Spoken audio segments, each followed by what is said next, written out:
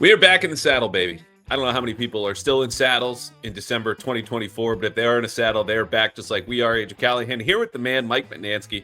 We caught up on our UConn stuff here, recording Tuesday afternoon already, so we can spare the people that. But we have a lot to get to since I last sat here and recorded.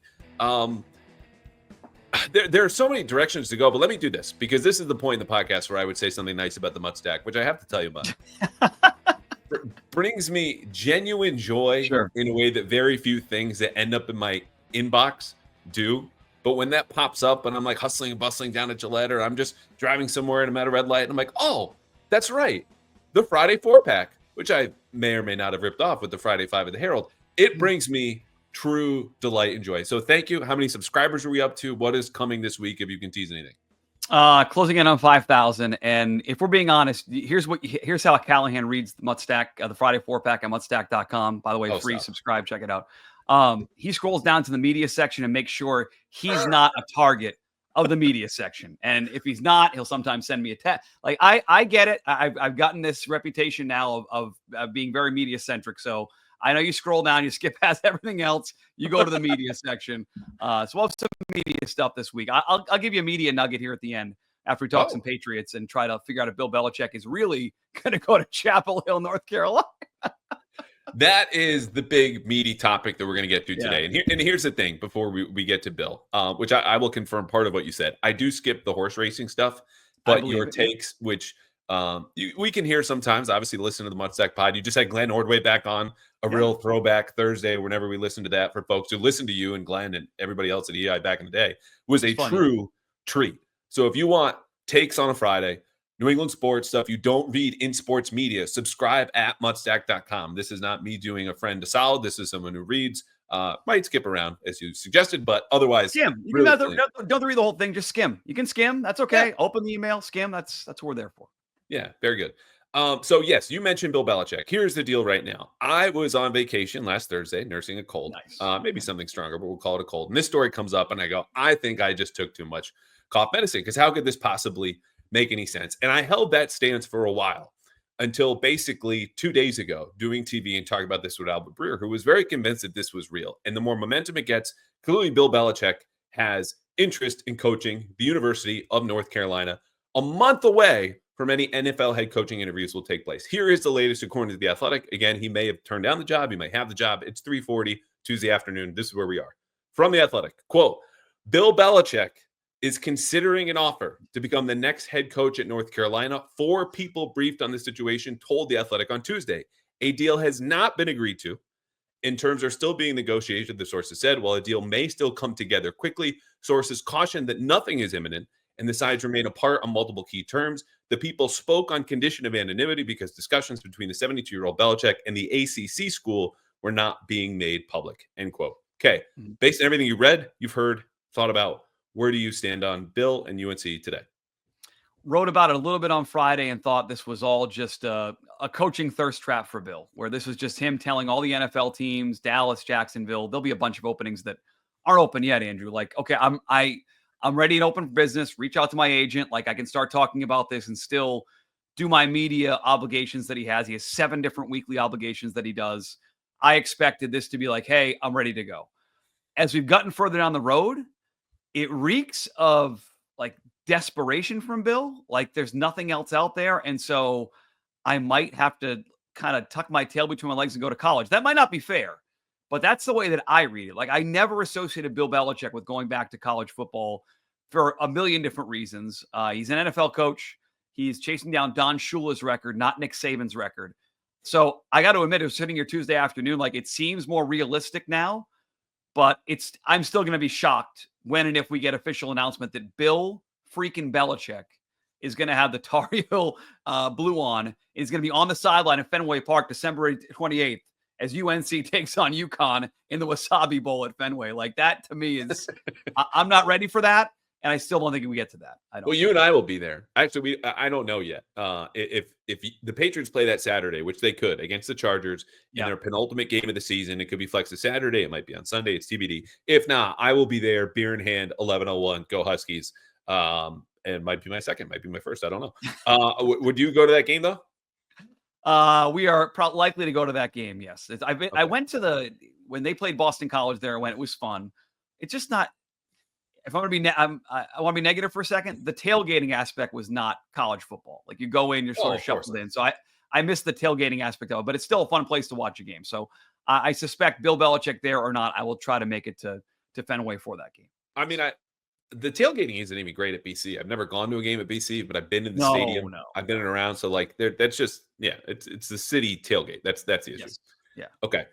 So my take on this, once you get through the haze of the cough syrup and processing all of the reporting that comes out and understanding that there's a lot of contradiction in the reporting, which speaks to where it's coming from, right? Like the North Carolina folks are going to feel one way about the negotiation. And within that faction, there are smaller factions of people who want him and those who don't. You're talking boosters, board of trustees, ADs, Chancellor Robert, or just Roberts, as Bill referred to him on Monday, which could not have been more passive aggressive. Just like, I'm Bill Belichick.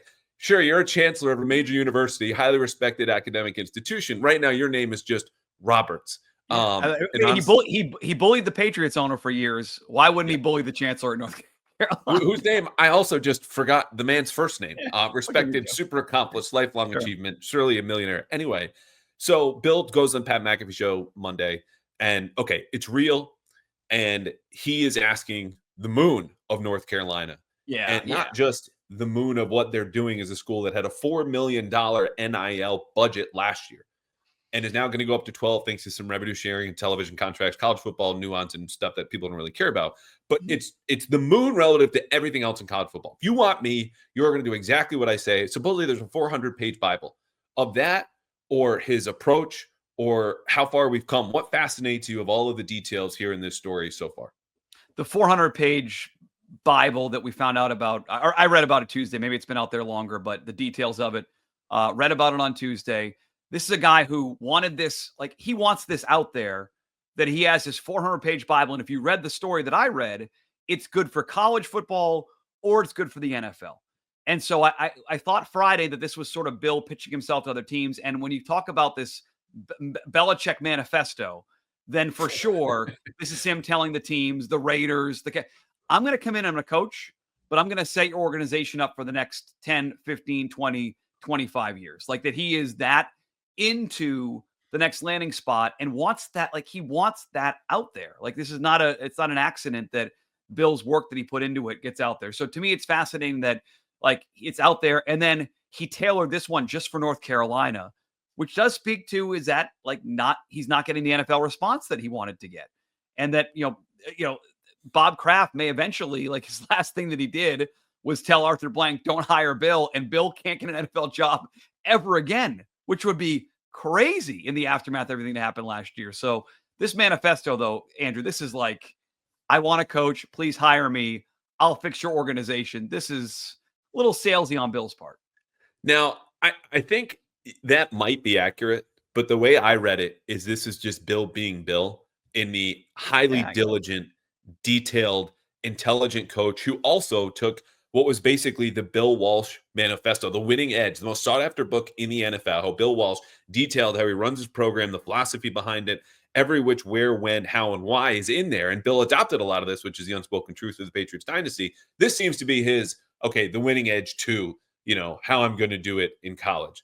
But as far as the salesmanship part about this, the reason he would feel compelled to sell himself, again, to the University of North Carolina, while making a ton of demands, unprecedented demands, which we'll get to in a second, is to me, the one thing that signaled once I accepted this was real, or even if it wasn't, is he doesn't have any confidence or very, very little confidence he can return to the NFL next season, which honestly, personally, bums me out. I think that's his home. I think it's his best fit. The NFL is more intriguing with him in there, but you are not going through all of this effort unless you were trying to hasten the call from Jacksonville or the Cowboys or the Giants or the Bears, who I think are going to be out, and say, pick up the phone now or I'm going to be off the board. What do you think the biggest issue for these teams are? Because let's assume that you're right and that he's doing this in sort of a way to, again, maybe respark interest, or maybe his final destination is college football. Is it they'd only be there for 3 or 4 years and then turn it over to somebody else? Is it the age? Is it the way it fell apart? Because the media stuff's been good for Bill. Bill is he's done well. He's good at it. Media stuff. He's been more human about it. He's good at it. And he's done a good job of picking the right spots to make him look more human than the robot that he is. In addition to Instagram posts that are showing up on his personal life, which are making him less robotic these days. What do you think, if you had to pick one reason, if you have one, like why is there a lack of interest in the greatest head coach of all time? I think you have to start with the age, and that is related to not just, okay, he's 73 in April. The guy's still clearly a high capacity for it, a lot of energy. 7 different media gigs is what he's doing right now. I don't think he wants to keep doing it, but the energy, the willingness is there.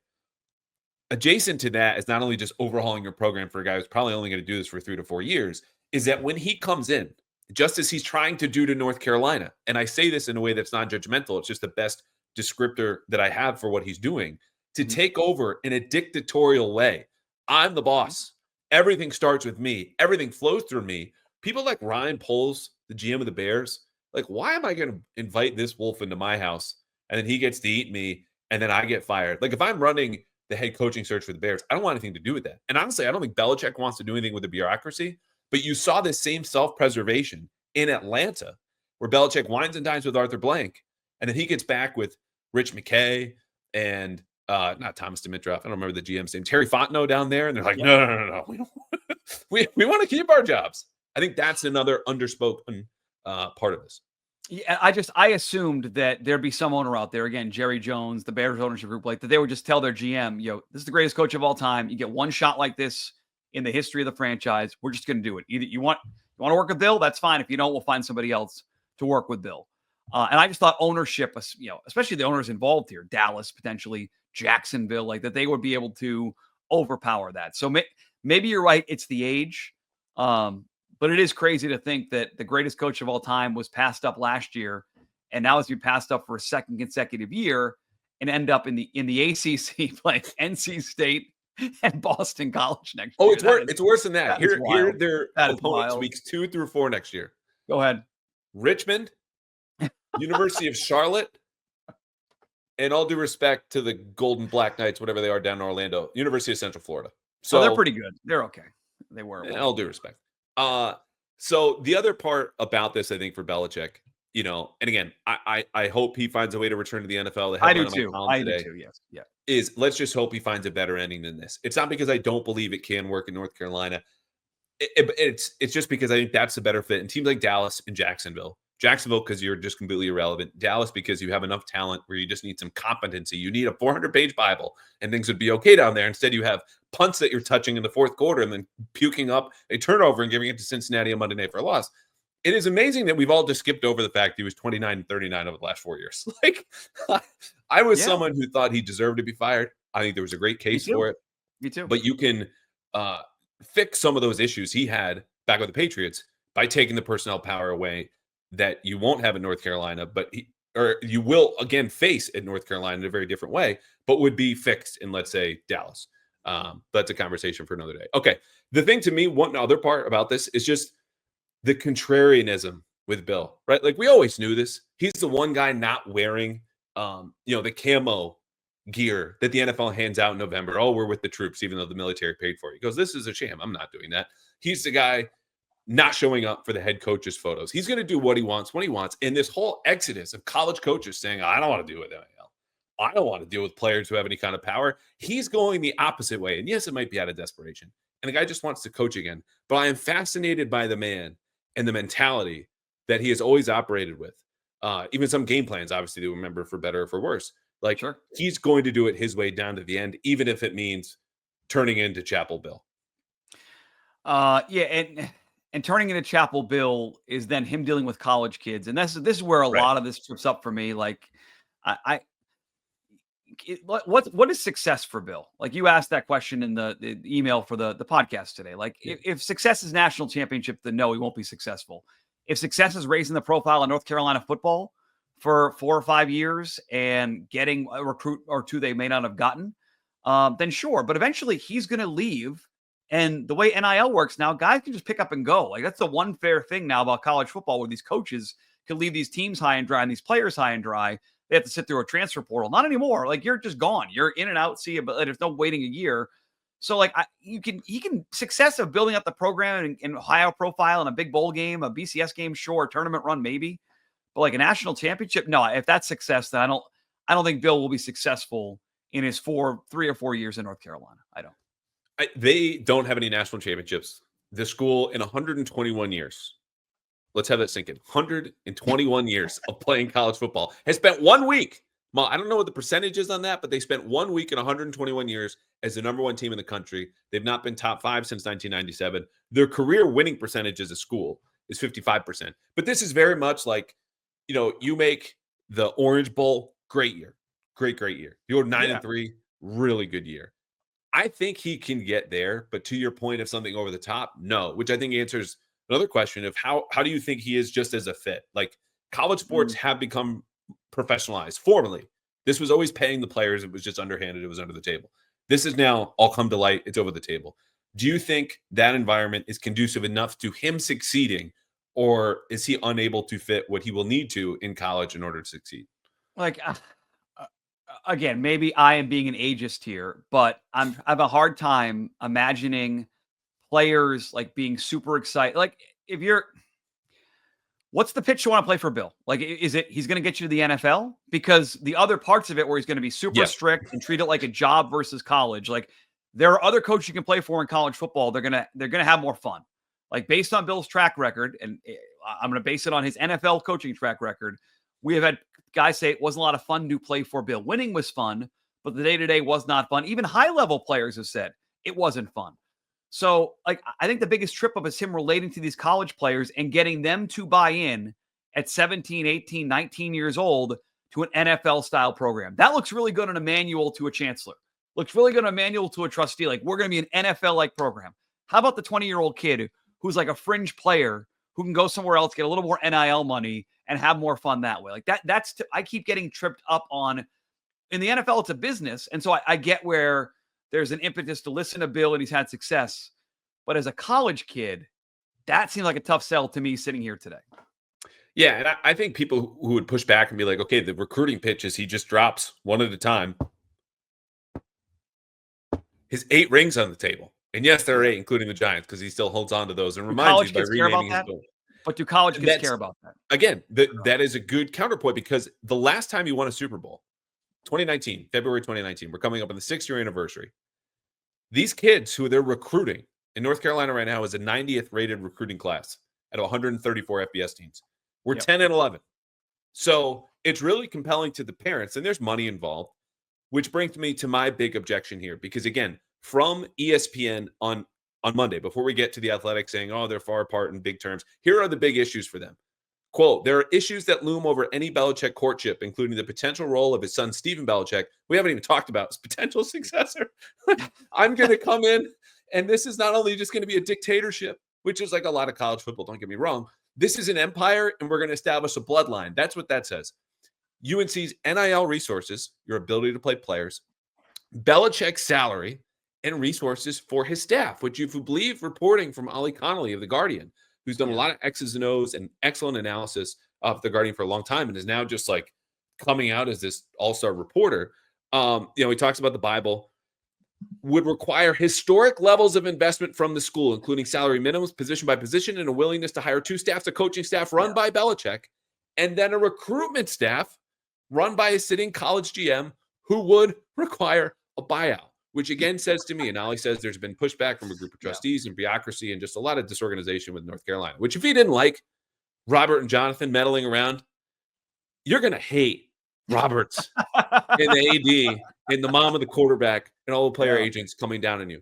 But that to me is the biggest obstacle. Fundamental issues with any job hiring, whether it's you or it's me or anybody listening to this. If you can't agree on salary and you don't get to hire the people that you want and have the resources you want, and you have the ego rightfully as Bill Belichick, it seems like a bridge too far.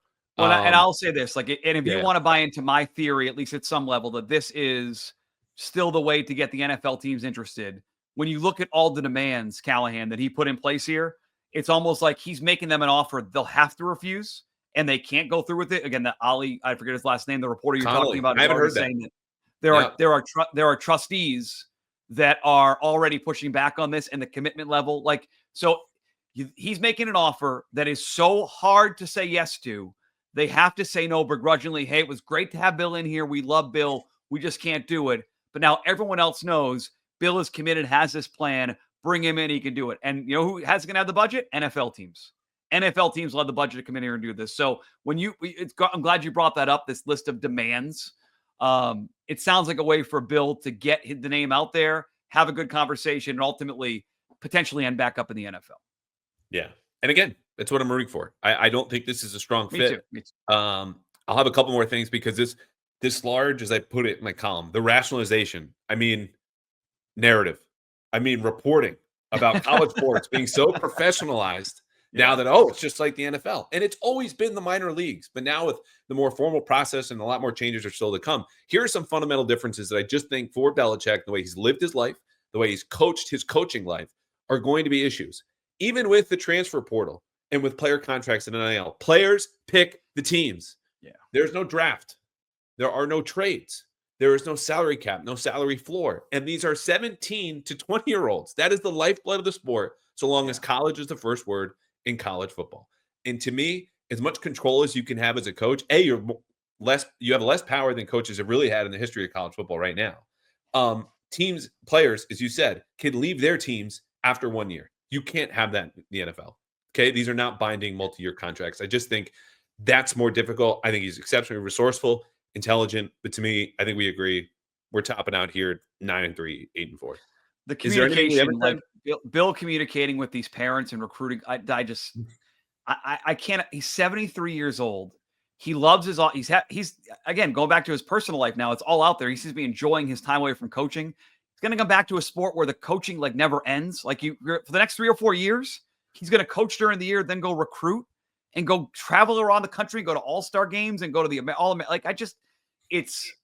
it seems like it's too much. I don't want it to happen. So I'm with you. I'm sort of rooting against it. And so maybe I'm biased in this, but I want him back in the NFL. And the way it ended in New England, I will admit this as well. I think he got screwed by the Crafts at the end, including the blank thing, that terrible handshake that he did there at the end, the things that leaked out afterwards.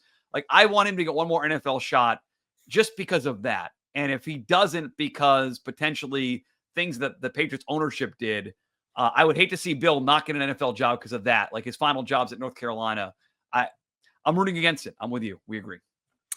Anything else we haven't covered? Because this, for my money, is the most fascinating Patriot adjacent story that I've talked about in a long time. And that's not to say this has been a boring season. Drake May's been a revelation. Yeah. It's just a lot of, Drake May played great. Patriots stunk.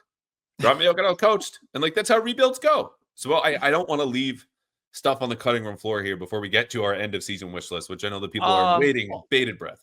Well, you mentioned Steve Belichick, and that there's a report out there that Steve's the successor in waiting. That part of this Bill Belichick pitch to North Carolina is, hey, when I go, Steve takes over.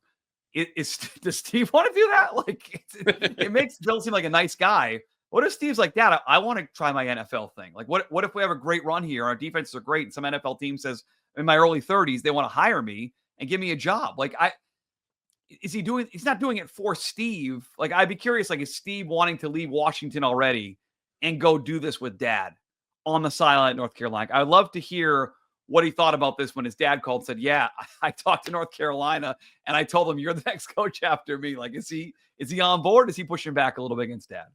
Yeah, it's a good question. And I think not only Steve's experience in college, but Steve's experience working for Jed Fish, a one-time Patriots assistant. Granted, it was 9 months. It was during COVID. But Bill's right-hand man of more than 20 years, Bears Najarian, who ran everything for Bill and was his confidant, and there at every press conference, lurking in the back and walking with him everywhere he went, is now the chief of staff at Boston College with Bill O'Brien.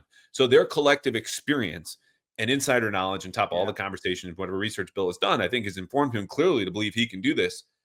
It just comes down to the money and the resources. But if UNC... I was going to say one more interesting, you said things on the cutting room floor. There is some irony. Let's say Bill takes the job and he has to then go to Drake May and say, Drake, I need you to help get some players here. So now he's going back to the Patriots and has to work with there is some bad blood there. I don't know how bad that blood is, but there is some bad blood. And so now Bill's got to now Drake May's got to balance his current team and the guy that Bill played for is Mayo's his head coach. The Crafts are still there. And Bill in North Carolina, hey, can you come back and help us get this 5-star quarterback? That's pretty good. That's pretty good. It's so good, especially given Bill's and this is something I picked up on, I don't know, years ago. Bill's version of I think this quarterback sucks publicly is he says he can make all of the throws. All the throws. All the I throws. like your reporting on that, yes. Without any mention of accuracy or decision making. That's the key part. People are like, oh, he says this about a lot of quarterbacks. It's true. But he also, if it's Aaron Rodgers, follows up with the decision and the accuracy. Point being, Bill thinks, okay, it's great that, Jamarcus Russell can throw a ball 70 yards while on his knees. It's great. He can make every throw. But does he know where to go and when? And when Drake Maye was picked, that came up, which is Bill speak for, I think he sucks. Drake Maye definitively does not suck. But if he does go to Drake Maye or he goes to anyone else from North Carolina and they're a little bit low on money, I can tell you where they can go to, hopefully, fingers crossed, win a little bit to then donate to the NIL fund, whether Bill goes there or not. And that's PrizePicks, because PrizePicks is America's #1 daily fantasy sports app.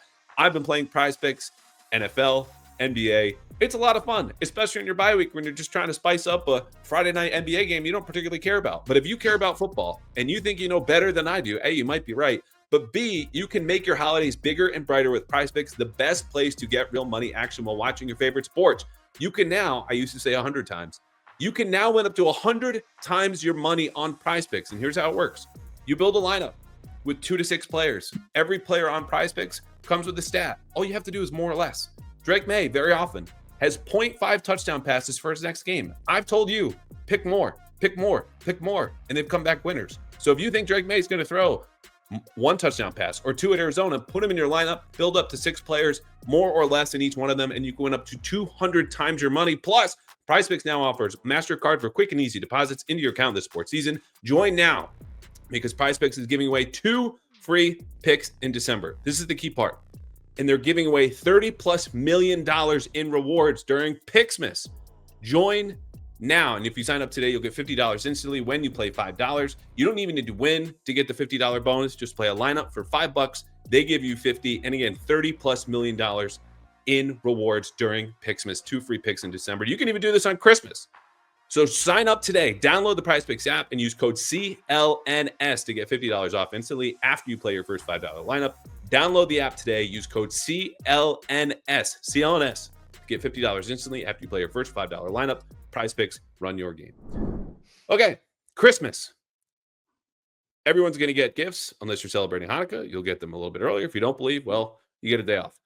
If we were building a wish list for the Patriots here, things you, Mike Mutnansky, want to see, what I, Andrew Callahan, want to see, what is the #1 item on this wish list for the Patriots, not before Christmas, but by the end of the season, to make it a happy stretch for the Patriots, who right now are 3-10 coming off their bye? All right, so I want them to lose every game. I'm just going to say this right now. I'm not. This is not. It's not even one of my 3, but I want to get this out of the way. If you're still rooting for the team to win games right now, I think you're an idiot. I think they should be losing as many games as possible. Get a high draft pick. I don't believe that wins this year are going to factor into their collective, their mentality next year. Building a program. The program's Drake Maye. And so I want them to lose every game. I want Drake Maye to play well. And first and foremost, I want more plays for Drake Maye. Like Drake Maye he can run. I don't know if there's probably next gen stats out there that can then back this up, but he's one of the fastest quarterbacks right now in the NFL. He has been as good as a rusher. I've heard you say this on your appearances on 98 by the Sports Hub. He's been a great rusher since he's been installed as starting quarterback, but there's not enough plays for him. There's no design runs. There's no, we're going to get Drake Maye out here to do this. It's all him scrambling on his own. So for Alex Van Pelt, #1, more of the offense built around Drake Maye. Show me, Alex Van Pelt, you have any semblance of forward-thinking offense that it's not just going to run the ball on 1st down and 2nd down, play action 3rd down. Run some plays for Drake Maye. He's athletic. He's good. Build more of the offense around him in the final 4 games. That's my hope. That's #1. Drake Maye, to your point, or to my point, to your point, is the Patriots' leading rusher since he took over as starting quarterback. Let him run more. Run more plays for him. It's okay. Well, I'm also an idiot because my #1 on my list is a win. And I want this to simplify the season. I want it to clarify where certain players stand. If everyone sucks, you don't really know anything because you're looking at rookies and going, oh, they're just younger, they're in a bad position, the offensive line's terrible. Drake Maye has overcome that. He's an exception. He's the rare quarterback I feel comfortable after 7 to 8 games going, he's it. He's the real guy. If you win, if you help drive winning in a real impactful way beyond the box score or your bad stats good stats, bad team guy. Like that shows me something that you can thrive and perform in a winning environment. So right now they're 6.5-point underdogs in Arizona. Their last game is against the Bills at home. That increasingly looks like the Bills should and might rest their starters. A win also simplifies the conversation around coaching because no one has been more critical of Jerod Mayo than me. That's not something I take pride in. It's just I call it like I see it.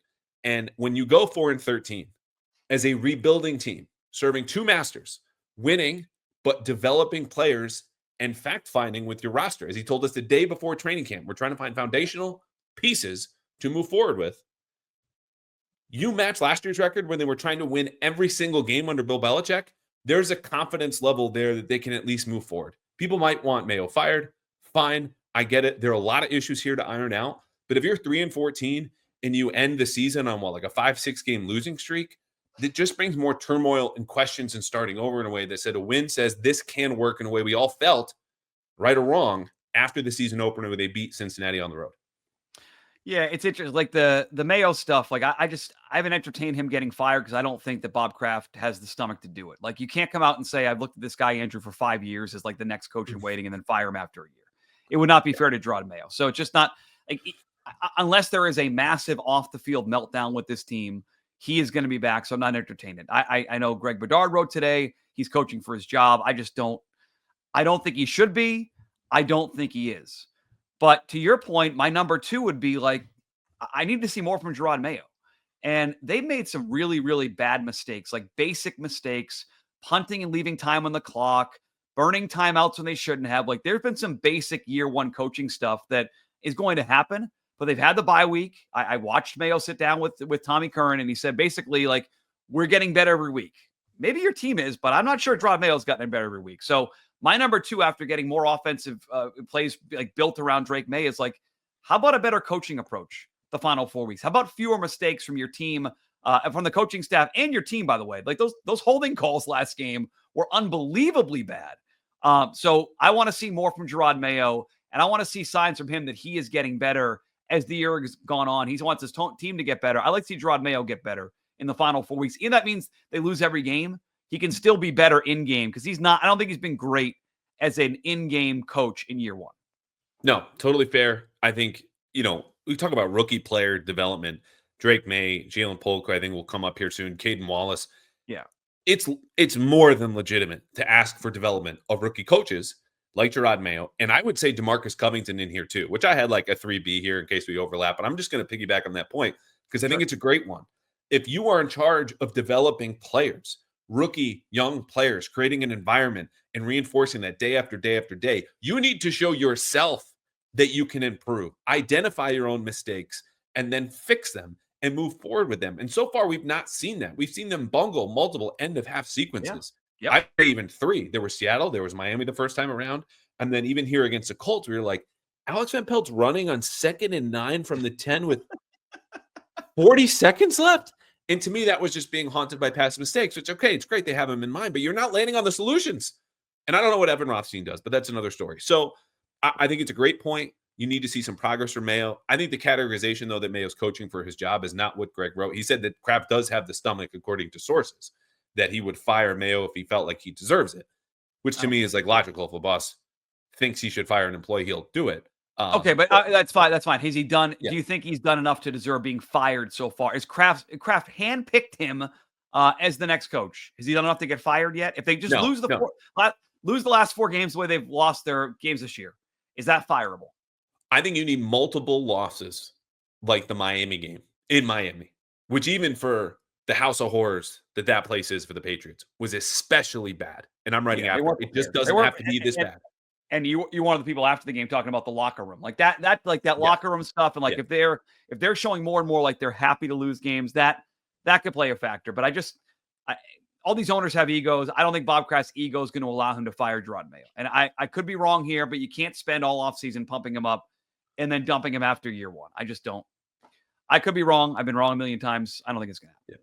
Yeah. I'm with you, and I think in order to understand what you have in Jerod, who was hired to this job a year earlier than expected, took over a bad, talentless, rebuilding team.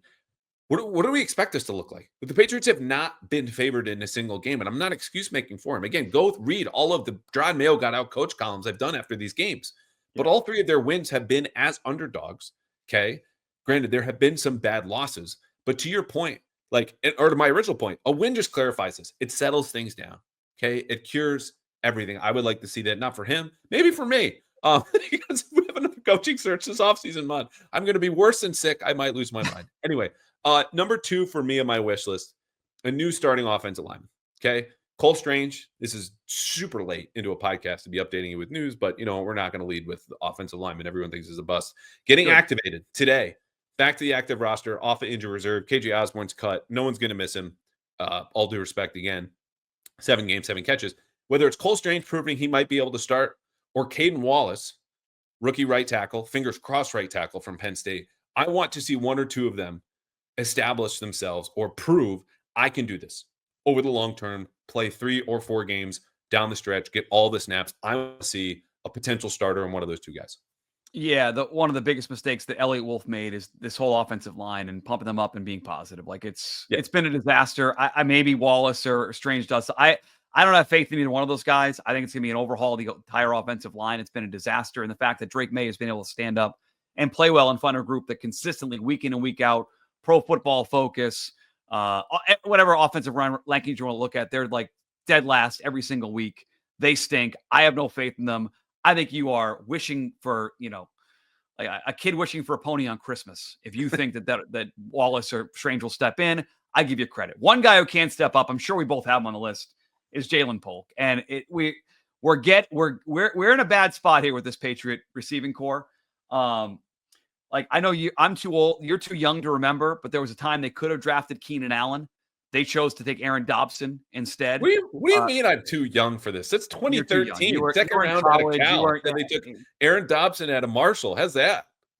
It's a good call by you. But if you watch Keenan Allen play in college, he's perfect for the Patriots, play the slot, play inside. They skipped on him. They could have drafted him twice in the second round. They didn't do it. Obviously, N'Keal Harry was a disaster. Debo Samuel, A.J. Brown, Terry McLaurin, all taken after N'Keal Harry. And now Jalen Polk, you're sitting early in the second round with a pick.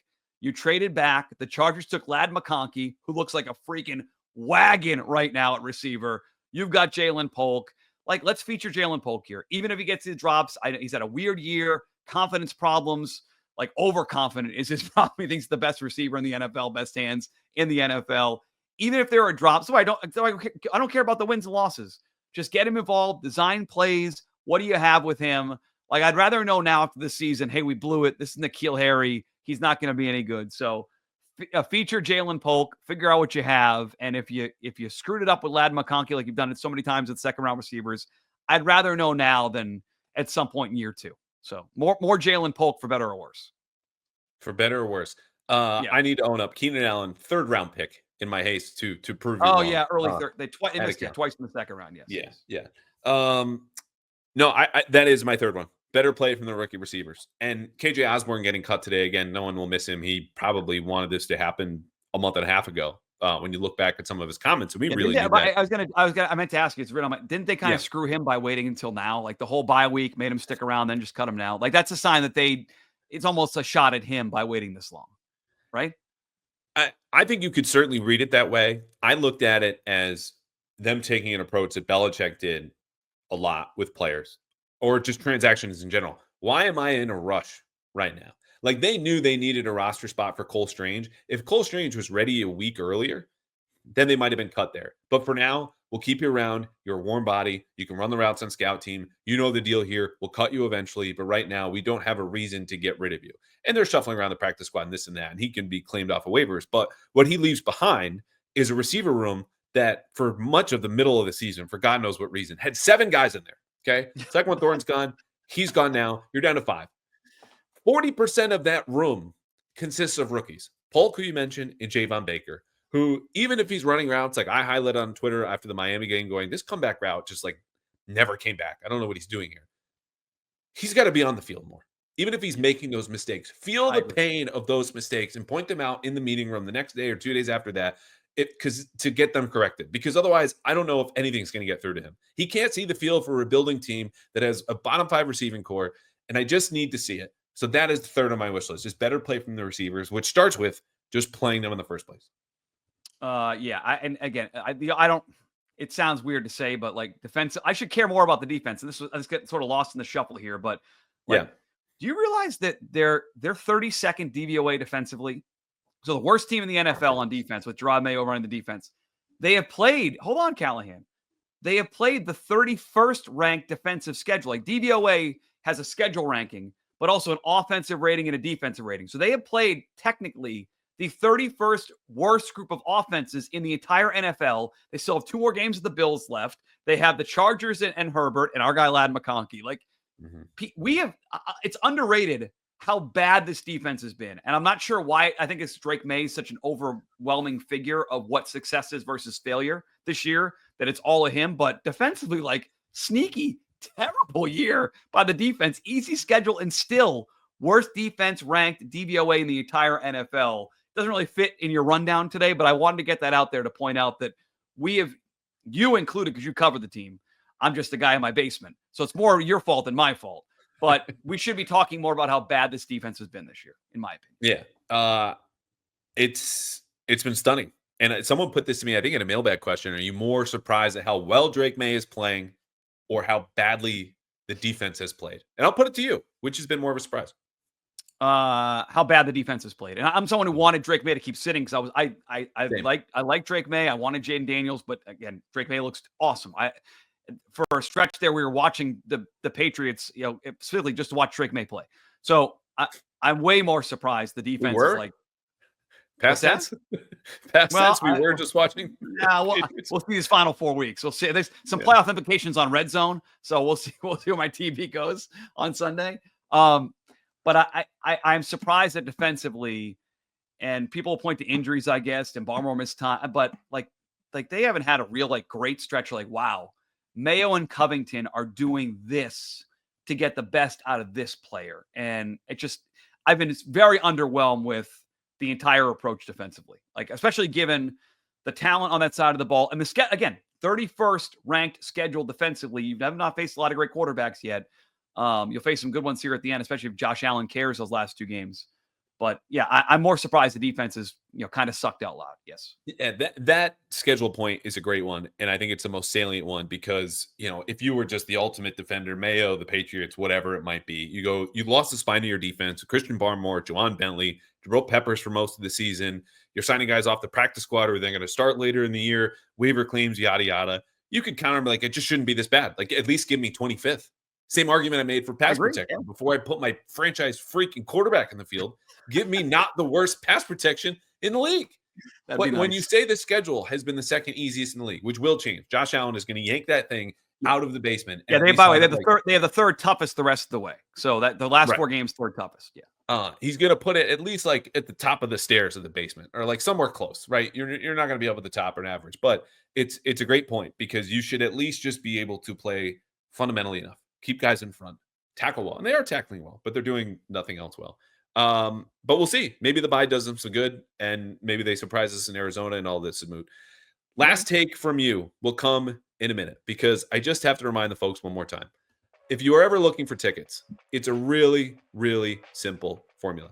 You go to GameTime because GameTime can guarantee you what other sites cannot is that they have the lowest price anywhere in the secondary ticket marketplace. I'm talking Patriots games, Celtics games, shows, concerts, plays, whatever you need to do, go to GameTime as I did for tickets in London, for tickets here, and Mutt and I will soon be for UConn basketball games. Yeah. So do this and download the GameTime app today where you will find not only just the lowest price guarantee, where you get 110% of credit back if you find a lower price elsewhere, by the way. You will find seat views if you're comparing seats. You will find GameTime picks, which shows you all-in pricing right up front and filters out all of the fluff and the bad deals just to say, hey, these are the best we got right now. Make your decision. So download the GameTime app today. Take all of the guesswork out of buying tickets. Create an account. Use code CLNS for $20 off your first purchase. Terms do apply. You can create a GameTime account and redeem code CLNS for $20 off.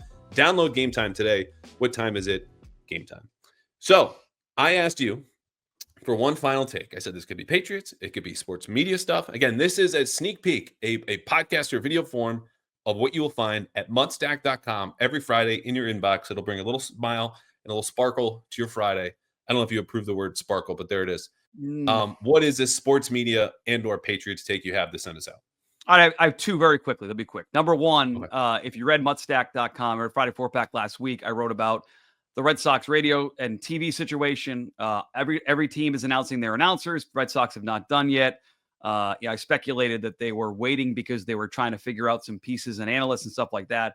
I had it basically confirmed to me in the hours after publishing that I have it nailed, that Dave O'Brien's back for NESN. Will Fleming will get the job full-time for Joe Castiglione. I know you're a big Joe fan. Joe retired. He will do some games, not a lot of games. And that Lou Merloni, who I did some radio with for a long time, we featured a lot more on NESN than he was the last couple of years. So we'll have some further details on that. But the reporting that we did last week, mutstack.com, was confirmed. Now, media, but also criticism for you. Are you okay to do a little bit of criticism? We have not talked about this, so I don't want to. Fire away with me. I've asked you for feedback and like take me down all the time. Well, you it was like a month ago now, basically, and you did a mail. Someone asked you in your mailbag. Someone asked you, what grade would you give Elliott Wolf? And you said like 9 times before you said it, it's too early, week 9. Like you did the whole reporter thing, but then eventually gave him a B, which is an atrocious grade for Wolf. I mean, massively overgraded. But I'll put that to the side for a second. You responded on social media as someone who called you out, having fun with it, and you didn't let anyone reply to it. Don't be a block replies guy. Let's have some interaction. Let's have some fun. You don't seem like the sensitive media type. There are some on your beat who cover football that you work with that are super sensitive. You don't seem like that. Let's not shut off replies. Let's have a discourse. Let's have some back and forth. As a UConn guy, I was surprised you did that. I don't know if you didn't want to take the heat. I don't know if you wanted to get your mentions ripped up, but I was surprised you did that. And it was a bad grade by you, but forget that. Don't shut the replies off. You're better than that. You are. Oh, man. This is why we have you on. The Mutstack ombudsman of Ombudsman. Why did you? I'm curious why you did it. Just didn't know want the interactions. Okay, you are mostly right. What I will grant you is that I very well could have just ignored the mentions, which are torn up all the time. There's no issue with that. People can fire off, say what you want. It's the internet. I could have just muted the conversation, which also declutters my mentions a whole lot when you're kind of sending out some reporting or asking for mailbag questions. Like I care a lot more about what people want to know versus what they think about Cole Strange being activated today, for example, by the way. What I was tired of is the fact that despite giving all of those qualifiers, all of those disclaimers that it was run with on radio out of context, without also stressing the fact that, like, if you nail the first round pick, right, Matt, if we think about these as bets, you're going to the casino, okay, you're betting on the horses and you're like, I'm just going to place roulette bets. A first round pick is like 80% of your stack, okay? Wherever you place that, if you hit on that, you make a ton of money, and whatever else happens with the rest of the chips really doesn't matter. That to me was giving an 80% where you get the grade, okay, and then hitting, I don't know, like 2 or 3 other chips, which brings you up to an 82 or an 83%, which is how we got to a B. And when you have an aggregator, and people online, some are better at this than others, taking the out of context quote out of context, I'm like, what do I even do a 50-minute podcast for if it's going to be reduced to 10 seconds of sound, which I'm grateful. Like they pull stuff apparently all the time because I just don't listen to radio anymore on 98.5 and WEEI. And the longer you talk, the more sensitive you sound. But like if it's just going to be down to that and then down to like 5 words from someone who I don't know who clearly didn't listen, like it's just missing all the nuance that we strive to deliver here on the podcast. But you're absolutely right. We can leave the replies on. I can mute it. I can do whatever I want, or I could have replied. It was just a bad day for your guy, I think, for other reasons. Because I remember sitting in my car. I didn't know that. I apologize. No, it's fine. We all have bad days. We need to learn how to deal with them. In that particular instance, I could have done better. But I'm glad you get to tell me that because people now know this is not like all chuckles. Would you agree with Bill Simmons when he said last night, if you take out Drake Maye, that Elliott Wolf gets an F- for this first year? F- is strong. I mean, this free agent class is a dud, and the rest of that draft class obviously it's not a disaster, but heading in that direction, trending towards. And also factor in that he liked the offensive line and promoted the offensive line, and he talked about the culture and like this whole culture thing about how they're going to be different. So I'm including all of that. F- might be strong. F+ would be probably. Yeah, I was going to end like D-, like which I cannot wait, by the way, that you just baited me into something that happened a month ago, possibly happening again on the radio tomorrow. Calvin Tibbetts and give Wolf a D-.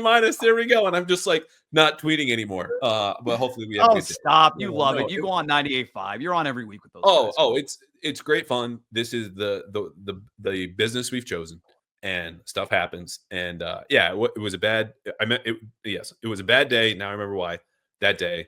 But you handle it better. And anyway, look, this is just to say, as far as the draft class goes, like free agency, yes, give Elliott a D for the free agent class. Full stop. There it is. Put it in red ink. Put it on the radio. Put it in TV. I don't care. Put it in space.